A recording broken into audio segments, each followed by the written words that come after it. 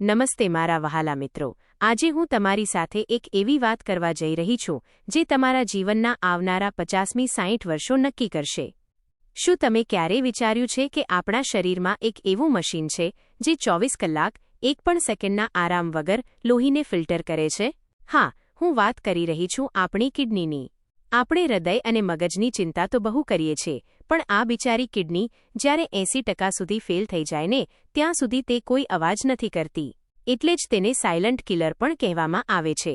જો તમે ઈચ્છો છો કે તમારે ક્યારેય હોસ્પિટલના ધક્કા ન ખાવા પડે અને તમારી કિડની 100 વર્ષ સુધી ટનાટન કામ કરે, તો આજે હું તમને એવી 8 જાદુઈ વસ્તુઓ વિશે જણાવીશ જે તમારે આજથી જ ખાવાની શરૂ કરવી જોઈએ. આ વિડિયો થોડો લાંબો જરૂર છે, પણ હું ગેરંટી આપું છું કે આ 30 મિનિટ તમારી જિંદગી બદલી નાખશે. એટલે એક પણ સેકન્ડ સ્કીપ કર્યા વગર અંત સુધી જોડાયેલા રહેજો, કારણ કે છેલ્લી 2 વસ્તુઓ તો એવી છે જે તમારા રસોડામાં જ પડી છે, પણ તમે તેની શક્તિ વિશે જાણતા નથી. કિડની બગડવાના મુખ્ય કારણોમાં આજની આપણી લાઇફસ્ટાઇલ અને ખોરાક સૌથી આગળ છે.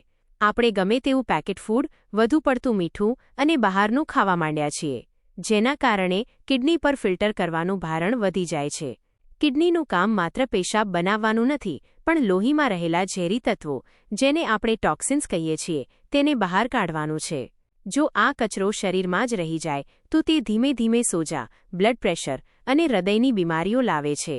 પણ ગભરાવાની જરૂર નથી, કારણ કે કુદરતે આપણને એવી ઘણી વસ્તુઓ આપી છે જે કિડનીને નેચરલી સાફ કરી શકે છે. આપણી યાદીમાં સૌથી પહેલું નામ છે લાલ શિમલા મરચું. તમે કહેશો કે મરચું તો તીખું હોય, પણ લાલ શિમલા મરચું કિડની માટે વરદાન છે. કેમ? કારણ કે તેમાં પોટેશિયમ ખૂબ જ ઓછું હોય છે. કિડનીના દર્દીઓ માટે પોટેશિયમ દુશ્મન જેવું છે, અને લાલ શિમલા મરચામાં વિટામિન A, C અને B6 ભરપૂર હોય છે. તે કિડનીના કોષોને રિપેર કરે છે અને શરીરમાં ફ્રી રેડિકલ્સ સામે લડે છે. જો તમે તેને સલાડમાં અથવા શાકમાં લો છો, તો તમારી કિડનીને એક સુરક્ષા કવચ મળે છે. હવે વાત કરીએ બીજી શક્તિશાળી વસ્તુની, જે છે લસણ. આપણે ગુજરાતીઓ લસણની ચટણી તો બહુ ખાઈએ છીએ, પણ શું તમે જાણો છો કે લસણ એ કુદરતી એન્ટીબાયોટિક છે? કિડનીમાં જ્યારે ઇન્ફેક્શન લાગે છે ત્યારે તે સોજા પેદા કરે છે. લસણમાં રહેલું એલિસિન નામનું તત્વ કિડનીના સોજા ઘટાડે છે અને લોહીને પાતળું રાખવામાં મદદ કરે છે. જો લોહી પાતળું અને શુદ્ધ હશે, તો કિડનીને તેને ફિલ્ટર કરવા માટે બહુ મહેનત નહીં કરવી પડે. એટલે જો તમે સવારે ખાલી પેટે લસણની એક કળી ગળી જાઓ અથવા તમારા ભોજનમાં લસણનું પ્રમાણ વ્યવસ્થિત રાખો, તો તમારી કિડની હંમેશા સાફ રહેશે. તેની સાથે જ ત્રીજી વસ્તુ છે ડુંગળી.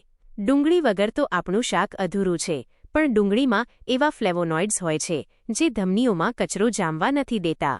ડુંગળી કિડનીને ડિટોક્સ કરવામાં એટલી અસરકારક છે કે તે શરીરમાંથી વધારાનું સોડિયમ બહાર કાઢવામાં મદદ કરે છે. આપણે જાણીએ છીએ કે વધુ પડતું મીઠું કિડનીને પતાવી દે છે, અને ડુંગળી આ મીઠાની ખરાબ અસરોને ઓછી કરે છે. મિત્રો, શું તમે an apple a day keeps the doctor અવે વાળી કહેવત સાંભળી છે? આ વાત કિડની માટે 100% સાચી છે.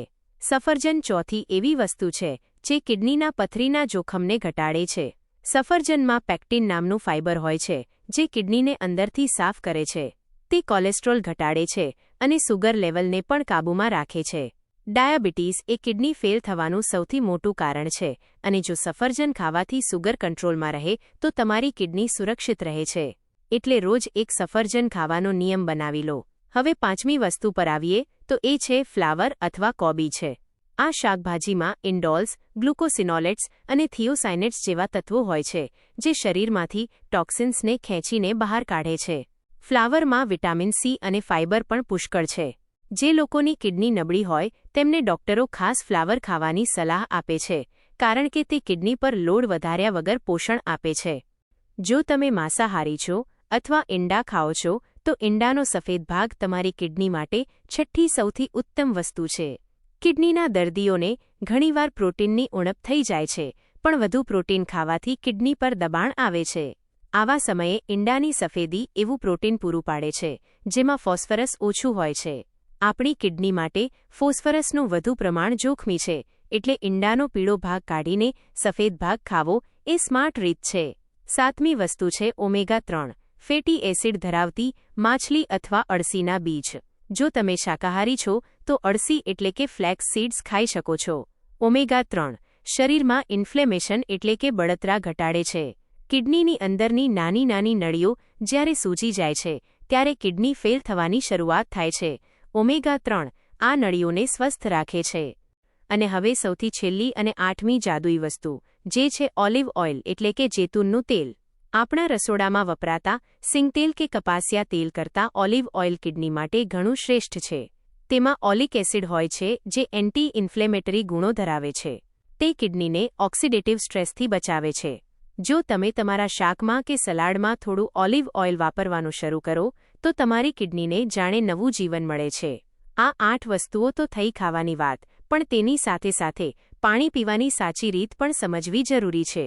ઘણા લોકો કહે છે કે બહુ પાણી પીવો, પણ અતિશય પાણી પીવું પણ કિડની માટે ક્યારેક મુશ્કેલી ઊભી કરી શકે છે. દિવસના 2-3 લીટર પાણી પૂરતું છે અને હંમેશા બેસીને પાણી પીવું જોઈએ. મિત્રો, આ વિડીયોમાં મેં તમને જે માહિતી આપી છે તે તમારા રસોડાની તાકાત છે. કિડનીની બીમારીમાં લાખો રૂપિયા ખર્ચાય છે અને માનસિક રીતે પરિવાર તૂટી જાય છે. તેના કરતાં આ 8 કુદરતી વસ્તુઓને તમારા જીવનનો હિસ્સો બનાવી લો. લાલ શિમલા મરચું, લસણ, ડુંગળી, સફરજન, ફ્લાવર, ઈંડાની સફેદી, ઓમેગા-3 અને ઓલિવ ઓઇલ માઇનસ આ 8 સાથીદારો તમારી કિડનીને 100 વર્ષ સુધી ધબકતી રાખશે. યાદ રાખજો, સ્વાસ્થ્ય એ સૌથી મોટી સંપત્તિ છે. જો તમે અત્યાર સુધી આ વિડિયો જોઈ રહ્યા છો તો એનો અર્થ છે કે તમે તમારા અને તમારા પરિવારના સ્વાસ્થ્ય માટે ગંભીર છો. આ માહિતી તમને કેવી લાગી? શું તમે આમાંથી કોઈ વસ્તુનો ઉપયોગ કરો છો?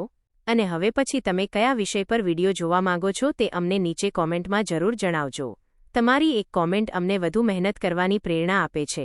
જો તમને આ વિડિયો ઉપયોગી લાગ્યો હોય તો તેને લાઇક કરો અને તમારા વોટ્સએપ ગ્રુપમાં શેર કરો.